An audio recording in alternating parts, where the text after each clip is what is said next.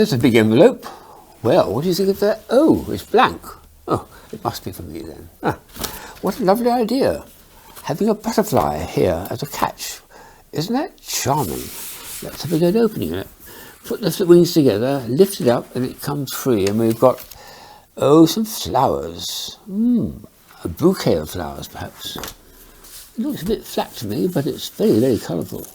But, oh, yes, I see. Yeah, it's one of those ones where you squeeze it like that, and suddenly it's three-dimensional. That is superb, isn't it? Very nice, all the way around, out of a flat envelope. Let's put this back again. Very nice idea for a catch, this. I've never seen it done before, with the little butterfly wings, holding it up like that. It's very, very charming, I think. I'll put the bouquet of flowers on top of it. And that's one of the items I received from a trade fair recently where they were doing greeting cards. I think that was a beauty, so probably my favourite. Oh, but another one I received at the same trade fair is equally attractive because it's one of these bottle ones, but slightly different to the original bottles they made. It's a bottle which opens up into, again, squeeze it, 3 dimensions, in a kind of lattice there like that. And inside you've got a lovely scenery there from some tropical beaches. There's a chap here who's surfing, for instance, on some very nice Pacific surf and palm trees.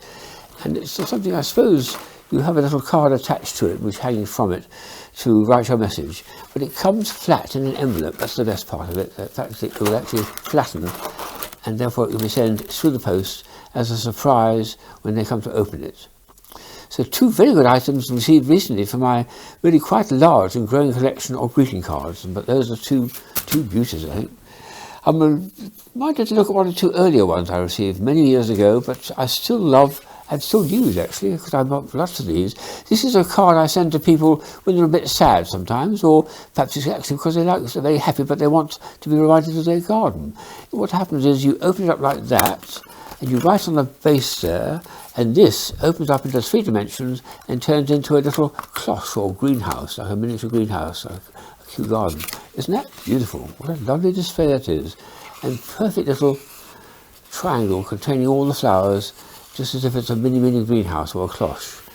That's been a very, very popular item with people, and I bought dozens and dozens of them over the years, perhaps 20 or 30 years ago I think it was, and still send them out to people, and they're always delighted by them. They leave them on my mantelpiece because they think it's such an attractive thing. This is another one that I bought quite a lot of because I love the idea of having a pop-up thing, which rather than just having a card propped up on the mantelpiece, you have a little figure of a dog, this one is. It came in an envelope. It came with some greeting cards and some little greetings in it. What you did was you picked up one of the greetings, which I've cut out here, and you put it in the envelope here. And the envelope's a tiny, tiny little envelope where you open it up with, say, good luck or something. And when you finish writing on it, you put it back in the dog's mouth, and the dog can then stand erect on a mantelpiece like that, looking as though he's just brought it in from the post. And that's a very charming idea, that. So that's been a very popular one to send to people again. I just couldn't buy one for my collection. I actually bought lots of them to send out to people, because I do send out lots of greeting cards for anniversaries and birthdays. And another one similar, which I had lots of, because I think this is a very clever one too, is a newspaper boy who's got the latest news under his arm. He's about to sell on the street corner.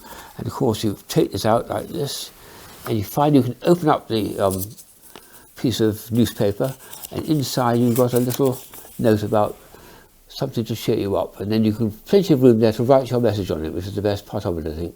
When you've written the message, you close it, you fold it, and you put it back under the boy's arm, the newspaper vendor's arm, and then they can put they can put it on their mantelpiece. They might be rather surprised if you leave that completely blank. They'll say, "Oh, who's this from?" They've got to actually work out that you've got to open up this thing here and to find out who it's from and who sent it to you. I've done that once or twice to baffle people.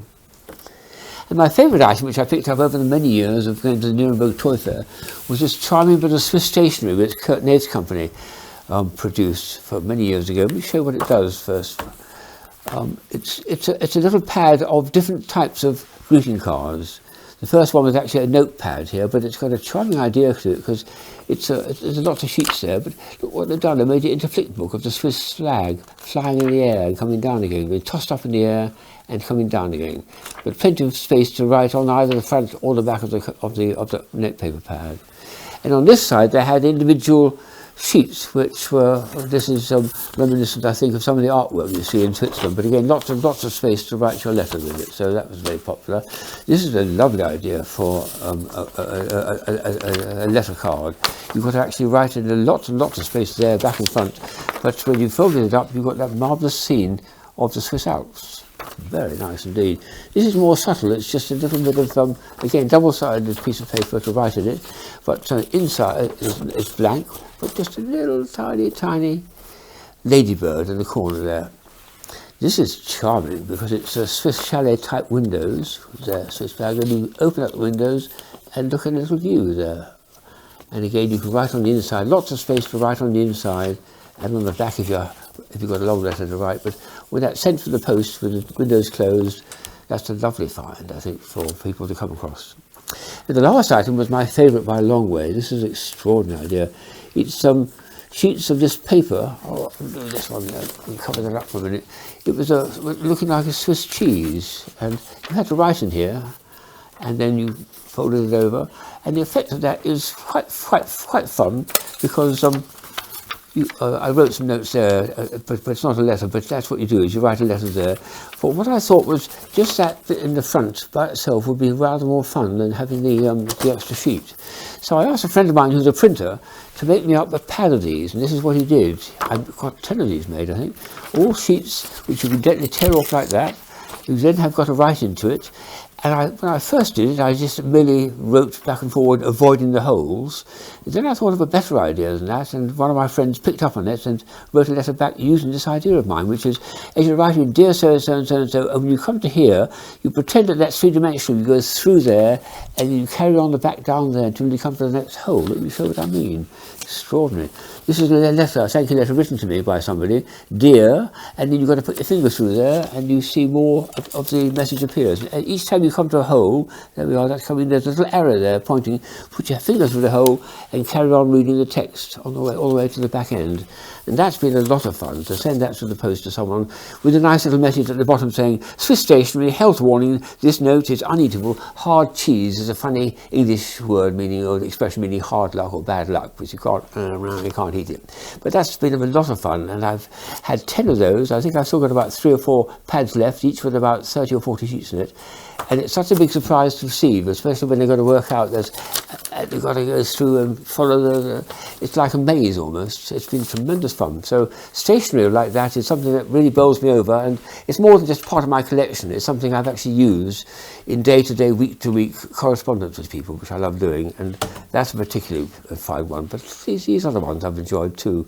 And I'm so pleased to get these new big pop-up ones. So my greeting card and my fun stationery is booming at the moment.